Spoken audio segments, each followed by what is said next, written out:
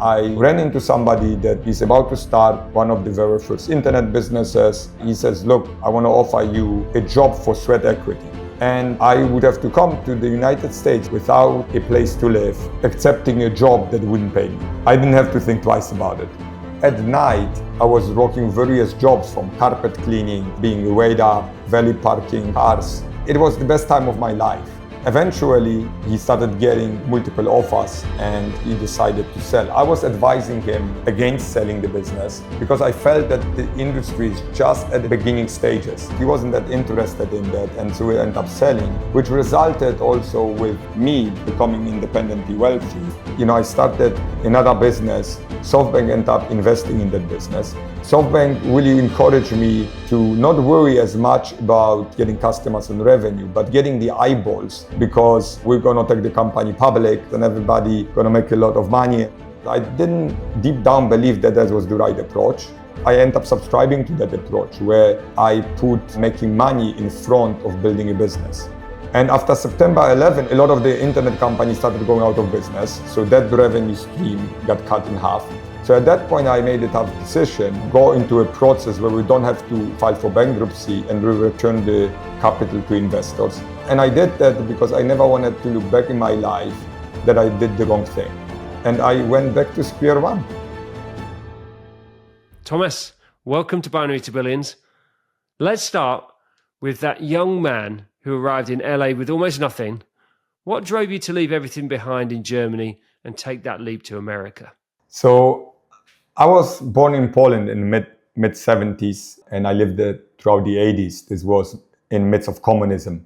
I grew up with my parents in a relatively small village. We didn't have a car, we didn't have a telephone, we had a black and white antenna TV. Probably a lot of you listeners don't even know what I'm talking about. Although, my parents, you would say in terms today, you would describe it, we were very poor. I never felt that there was missing anything because they have instilled a really strong sense of optimism in our household. And so while I was growing up, I developed passion for very few things in my life. And one was for computers and the other one was America and the American dream. So since I was 7, as far as I remember, I turned to my parents and I said that one day I'm going to live in America. My parents living in a small village, they turned to themselves. They said, look, we don't know anybody outside of our village. We don't know definitely anybody on another continent. And that's maybe too big of a dream. So then simultaneously, I developed a love for computers at the same time. I never asked my parents for a computer because I knew that they wouldn't be able to afford one. And this was the era, beginning of 80s, where personal computers started popping up. And in Poland, at the best, they were considered as a luxury item. But what I was able to afford, other than a computer, is to grab some of those secondhand magazines that I got for free that taught you to program on those computers. So I learned to program on Atari before I ever even put my hands on an Atari. And my parents saw the passion, and unbeknownst to me, I don't know how they were able to do it, particularly my dad, that worked from 6 in the morning to 10 at night. I maybe saw him once a week. He ended up purchasing me a brand new Atari. It wasn't brand new, I think it was also secondhand, but an Atari. It felt like, receiving a card for my 11th birthday. And then later I started programming games for others. I borrowed the floppy drive, I was able to save them, and I started selling them. And then eventually my parents made this brave decision to immigrate to Germany and leave all their possession behind, pretend like they're going on vacations, got to Germany, and my obsession with both America and the computers continued. And that was the era where the PC revolution started happening. That was probably the most pivotal moment in my life, that I want to be involved in building tech that it democratizes innovation for people and makes it accessible for anybody and levels the playing field. And while I was in Germany, I also got now more exposure to the American culture, which wasn't as accessible in Poland. And with that exposure, I not only fall in love with the American culture, I fall in love with American movies like Wall Street, Beverly Hills 90210. I knew at that point what I want to do, and I knew where I want to do that, and that I would be doing this in the United States. I end up, as a result of it, working multiple jobs, scraping enough money. At the age of 16, I arrived here in the United States, right here in LA, just to check it out. And then after a month, I was very sure at this point that I want to move here. In order to successfully move to America through a legal system, you needed a good immigration lawyer. I made myself on a search for an immigration lawyer.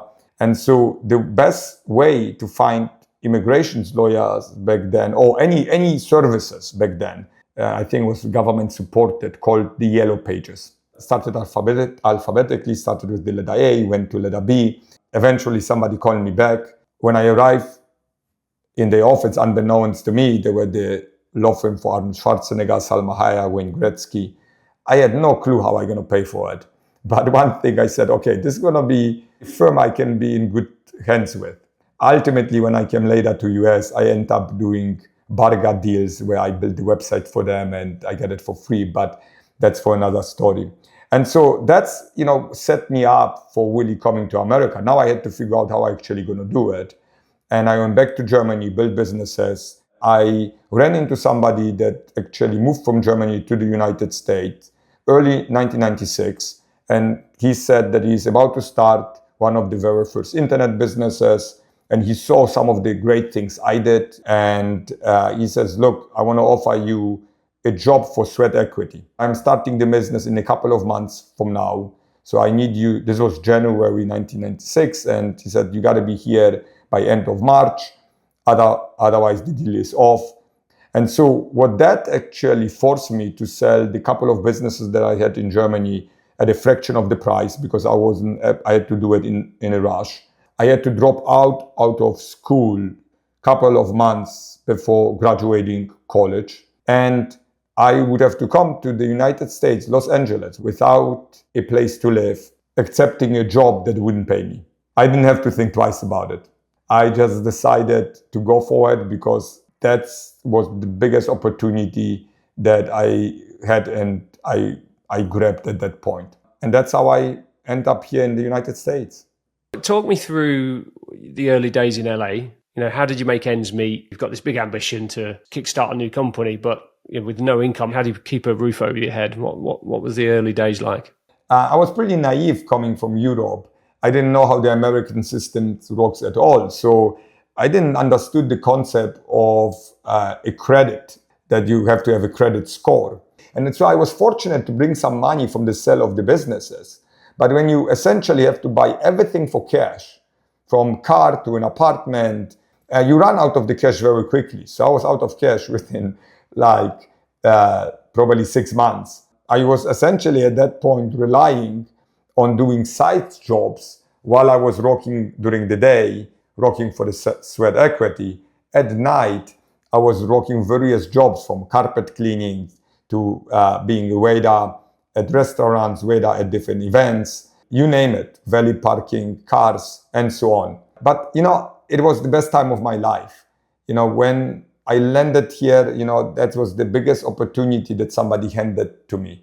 So for me, this was not a burden. It was just, part of, that time in my life.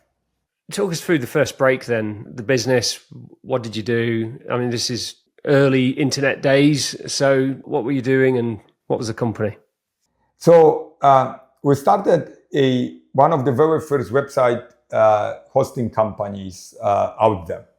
And it originally was kind of a hybrid between web design and website. And back then, today it's unimaginable anymore, and especially depends on the age of your audience, because I know when I talk to my kids, they don't get it. It's that back then, to build a website, you needed a webmaster, web designer, programmer. It wasn't an inexpensive value proposition. In our company, we were focused on making it easier for businesses to do it, but there was still a high barrier to entry. So not many people would have websites. But even with all of that, our company was growing relatively quickly. And then eventually, the majority business owner he started getting multiple offers and he decided to sell. I was advising him against selling the business, although ultimately I became a beneficiary of it, because I felt that the industry is just at the beginning stages. It is, and that reminded me again on the time in Germany during that PC revolution, how it transitioned and opened the market because of graphical interfaces. And I thought that, we can accomplish the same thing, and we can create a market-defining company. He, at that point, he wasn't that interested in that, and so we ended up selling, which resulted also with me becoming independently wealthy and living the American dream in the financial terms as well. So that acquisition made you wealthy. How old were you? Was it 22? Yeah, I just turned 22. You've got a $1 million number. You've only just started your journey. So in terms of what happened next, I mean, how did things go? What were your next steps? What did you do? So I have bought a modest house, and I bought a car for $40,000. And the rest of the money I decided to reinvest in businesses. Sometimes people, especially at a young age, when they reach a very quick success, they believe they are invincible and they can do anything. I never felt about myself like that. I felt I was fairly grounded, and I just wanted to do more, and I wanted to make more impact in the world. And I saw the financial means as an opportunity to do so. We had a dot-com crash around that period. Just talk me through kind of your journey through the dot-com crash and what happened. What was your story? Yeah. So that business that I came to join in end of 1998 ended up selling. I started another business called iBoost that was designed to essentially be a professional B2B network, very similar what Yahoo was for consumers. We were doing the same thing for businesses. That business was evolving really well. It got the attention from SoftBank. SoftBank ended up investing in that business. SoftBank really encouraged me strongly to not worry as much about what you would call the fundamentals of the business, getting customers and revenue, but getting the eyeballs, because we're going to take the company public in a couple of years, and everybody going to make a lot of money, and we're all going to live all ever happy after. In some degree, I wasn't maybe even self-secure to push back on it, because I didn't deep down believe that was the right approach. Every time I have built businesses before, as young as I was always focused on the principle serving the customer first.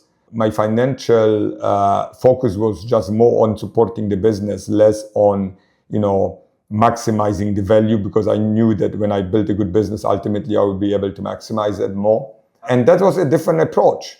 And not that it was necessarily a wrong approach, it was just a different approach from mine. I ended up subscribing to that approach, where I put making money in front of building a business. Then when the dot-com bubble burst, a lot of the internet companies started going out of business. So that revenue stream got cut in half.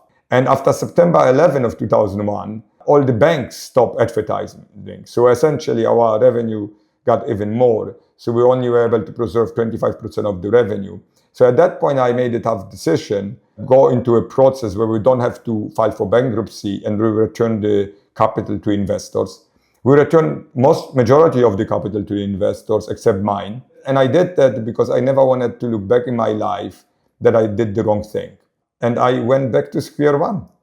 Always a really interesting moment, isn't it, when you start another business? You tend to kind of learn from the opportunities and the challenges that you have in previous businesses. But take me through starting Nextiva. I think it was 2008. What did you want to do and what did you not want to do with this business? And, how did it come around? Yeah. So there's, before starting Nextiva, the reason why I was even able to start Nextiva was because after that failure, like I said, I didn't know how to pay my next mortgage, but, it didn't deter me to have a positive attitude and just start something new again. And at that point, I looked at the web hosting industry that we have exited before. And I was expecting if we don't do the website building stuff easy, somebody else will in those 3 years. But the irony of this was that all the good web hosting companies got acquired. The bad one ultimately was struggling. I thought, you know what, let's do it again, and we're going to do it right time this time. So I ended up starting that business. My personal goal was never to make the money back up. I just said I need $5,000 to pay for my $2,000 mortgage and enough money to live that I can live comfortably and then build a business. And out of the millions of dollars that I had, I still have some in stock. So I end up selling the rest of it, which was value of $6,000, end up buying 2 servers to start the business. And then started developing the easy to use tools for businesses to take the middleman out of building websites. When we started, we were doing like everybody else because we didn't have the product, and we were acquiring 3 customers a day. And I remember how excited I was at night driving home, calling my fiancée, telling, we got another 3 customers, and they were paying us $95.40 for the year. But a couple of months after that, something magical happened. We end up launching the product that, I had my eyes on since the prior business, an easy to use tool to build, manage, market your website.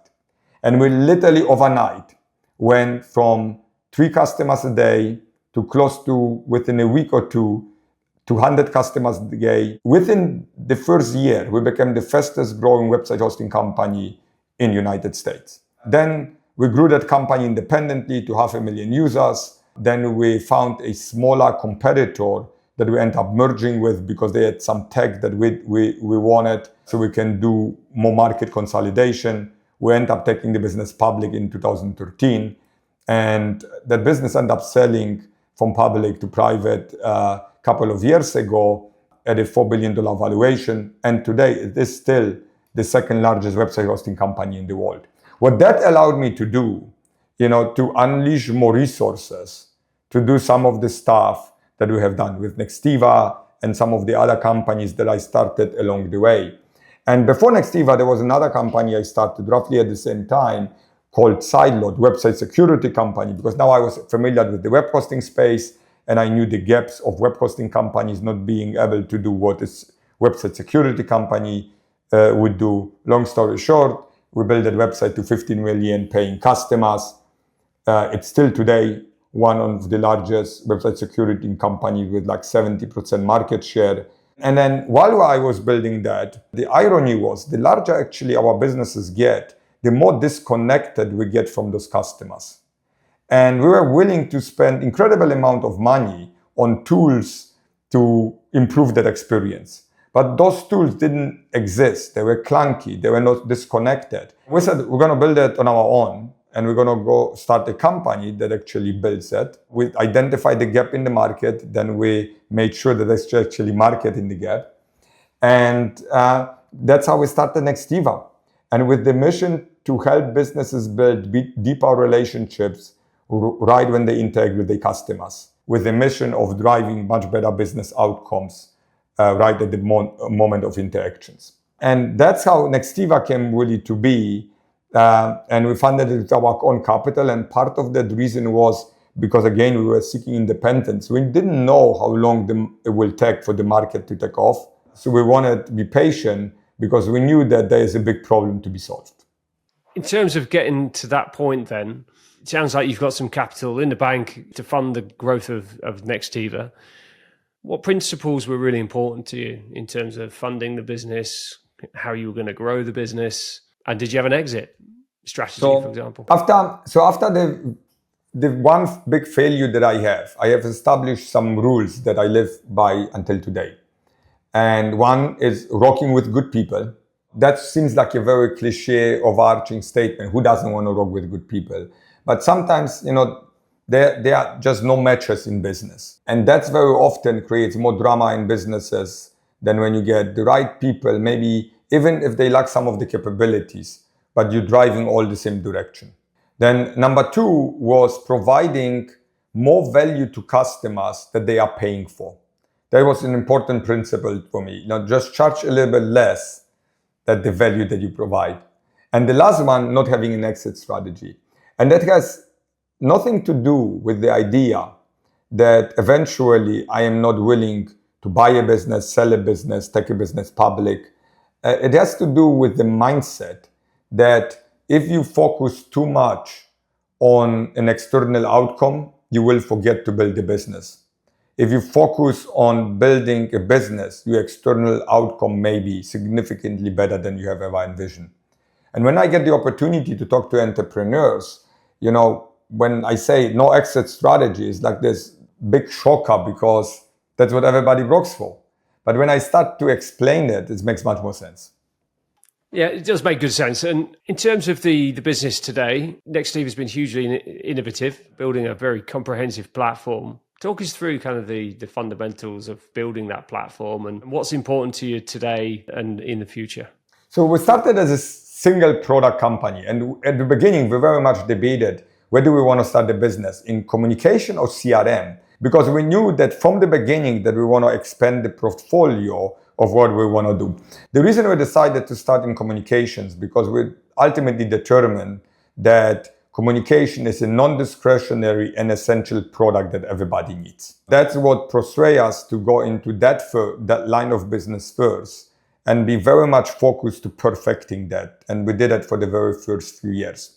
Then around 2014, we started filing for patents around customer journey orchestration, customer journey management, AI automation, and natural language processing, machine learning. Our view was, as tech gets more digitized, AI will play over time much bigger role in it and will essentially serve humans as a helping hand to really drive customer experience. Secondly, our view was that the era of best-in-breed application that started around 2010 cannot last forever. You cannot use 15 to 25 applications to communicate, manage your customers, collaborate with your teams, your data living in silos, integrations being clunky. Eventually, there will be a reduction on them. I expected that to happen quicker. That era lasted for almost 10 years. And then we went from single product to suite of products where we integrated CRM, the tools. Right after we filed those patents, we started building that. In 2020, we have hit another inflection point. The market has changed, technology has changed, a lot of things have changed.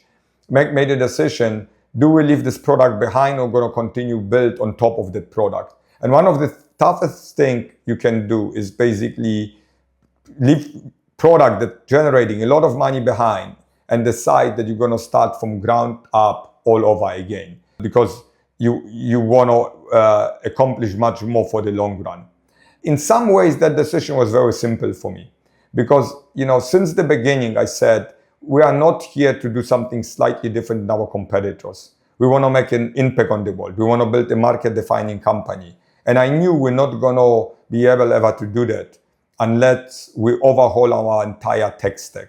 And that's what we have done over the last couple of years. And I would say that's going to put us, starting this year, in a tremendous competitive advantage where the market is going. Because every company will need open platform that is cohesive, that it's integrated, but allows a lot of flexibility. And that's, to be honest, that's the only way to leverage AI to the fullest potential.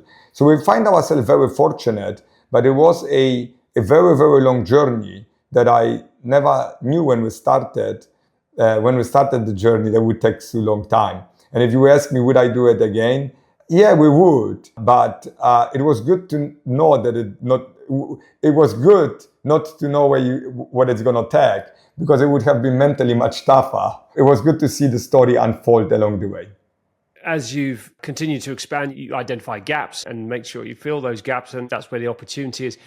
Are there any gaps left in the market you're in, or do you feel like in quite a competitive market nowadays? Yeah, we are. On surface, we are. In every company, like proud CEO, proud founder, and entrepreneur, they're going to look for the differentiators why they are better. But there are some fundamental differentiators that create really good moats around business. And that's generally, historically, what I always try to focus on the most.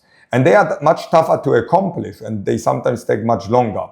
And, I can tell you, we've been building our new platform that we launched the very first version of that last year, and the second version is like the transition from Windows 3.1 to Windows 95. We decided to do that because we knew that the market finds itself on an inflection point. When you look at today, most solutions, and I have utmost respect for our competitors, like I never argue with success, but when you look at the solution in the market, majority, what they find themselves CX solutions, they've been retrofitted from contact center solutions or UCaaS solutions, giving the illusion of a unified platform.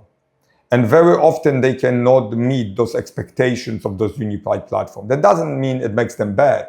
It means that they are really not designed for future needs. And so you have, the way I look at the market, you have like three types of buckets of solutions. You have the on-prem solutions. They are very rigid in their architecture. They really end on the end of their life cycle. Then you have the in-cloud solutions of contact centers, UC companies, but many of them, majority of them, have been built 15 years plus ago. They really don't carry businesses forward. And then you have best-in-breed applications that really are designed for single-threaded conversations and not designed really for a cohesive customer experience. So when we went to the drawing board, what we decided to do, it's what are actually we building. And what we said we're going to build, it's not a CX or CCaaS or UCaaS solution at the core. We're going to build a core system of record that is unifying all customer interaction, which is unstructured data, with business data into a single source of truth. Because only then you can give everybody in the organization, from the customer-facing employees all the way to the CEO, actionable real-time insight. And so we build that on a microservice open architecture, accessible through API, secure, compliance throughout the world. And most importantly, that brings me back to AI and why what I just said is so important. Because in order to leverage AI to the fullest potential, you need a single source of truth. And that's the Achilles heel a lot of those retrofitted solutions have right now. So we think that we're expanding ourselves ahead of the market. Lastly, a lot of those solutions are designed for a particular type of user, either front-end employees or back-end employees. Yes, historically, customer experience, support, sales was done generally by one or two teams. Today, every team in an organization is involved in customer experience. It's the front and back office. So you need a solution that kind of brings it together and makes it very easy to use for both the back and front end. And that doesn't exist, and that's what we have created as well. The workplace is changing, as we know, and with artificial intelligence, vendors, launching every day, there's a lot to consume. I mean, how do you think things are going to play out from a business perspective, from a customer perspective over the next 2 to 3 years? Enterprise dynamics, the workplace, what kinds of challenges do you think we're going to face and potentially opportunities? It is an interesting space, right? Like I think we all should be excited and fearful at the same time, especially with the many new solutions that are being developed in AI that hit you every day. They're going to be new great opportunities, but to me, this reminds me a little bit on the internet bubble from the late 90s as well. A lot of people coming into the space, and eventually it's going to settle down for a couple of reasons, what we see in the market. I think the tech is moving much quicker than the willingness for people to adopt. And actually, historically, was the opposite, that people willingness to adopt and companies' ability to adapt was actually slower. Now, actually, we flipped it on its coin. A lot of businesses, and you're taking Silicon Valley to kind of, Middle America or international, they a lot of times trying to still solve, second world order problems versus the third world order problems. Just simple routing, a little bit better customer experience, cost efficiencies. And then when you build trust with them, now you establish a relationship and you become the trusted advisor to move them up into that new era. They need a guide, and without a guide, they cannot get there. And the advantage that we have with our 100,000 customers and access to market and our reputation of doing exactly that puts us again at somewhat of an advantage to be able to do this. Secondly, I don't think so the way things will play out, that tech will be just the most important thing moving forward. Tech and high trust companies that bring it together, that have the relationship with customers, will ultimately win over just high-tech companies that may not have the credibility. We luckily live also in a space when the higher up market you go, businesses are unwilling to take risks on those, fly-by-night operation. And again, no disrespect here, they may succeed. Some of them will, some of them won't. But it's still a little bit nervous-wracking for businesses to take chances on them. We saw the problem the other way. Before we built the reputation that we have today, we were playing from behind against our competitors, where they wouldn't give us a chance just because the CTO or CIO knows that they're not going to lose the job if they go with those companies, but they take a little bit more risk with Nextiva. That willingness to adopt, we're going to go slower than the tech available right now in the world. You've got a great story. I just wanted to ask you a few final questions, quick lightning round type. See if we can share some inspiration to other entrepreneurs out there in the tech space or not. But what's the best decision that you've ever made that no one actually understood at the time? I don't think so. It's one, but it has a common theme. The decision I generally make, if you get great people around, hold on to them because they become part of your journey and you become part of theirs as well. Sometimes people wonder, why do I hold on to some of the people around me that maybe lack some of the capabilities and may not, be ready for the next stage of the business. And, we develop them. And you cannot have everybody like that. You have to create a healthy mix. But, for me, I'm extremely loyal. And when you go on a journey with other people, you end up building something hopefully meaningful, and you understand each other much better. And you finish each other's sentences. And it's a huge competitive advantage over time. And very often I run into this problem that people don't get while I put sometimes too much effort behind certain people and give them the chances. So that would be one. What would the next best skill an entrepreneur needs to be successful, do you think? I would say it's the emotional intelligence. When I was young, I was very rough around the edges. I got much better at that. And I noticed that by getting much better at that, I can accomplish much more. But, I read psychology and philosophy books since I was very young. I don't know what intrigues me to do it. And I learned a lot, how to deal with people and what makes them tick and how they rock. If you can rally an audience or an individual behind you, skies are the limit. And if you could go back to stepping off that plane for the first time in LA as a 20-odd-year-old, what would you whisper in your ear? I think the same thing I did back then. I felt I made it. I'm now here. And it was now. I knew I'm not going to screw it up. I'm going to take whatever it takes, even if it means selling. Literally, that's the statement I said to myself, selling Coca-Cola on the beach every single day. I'm going to make it. I'm going to survive. And this is the land I want to be in. There was one-way ticket for me. It was like burning the ship. You arrive and that's it. Well, Tomas, thank you so much for joining me. Your journey from, a young man surviving on very little to building a multi-billion-dollar business nowadays is remarkable. So I suppose what strikes me the most is, your unwavering belief, not just for technology, but for success. It's a great story. So thank you so much for joining me today. I really do appreciate it. Thank you. Thank you for having me.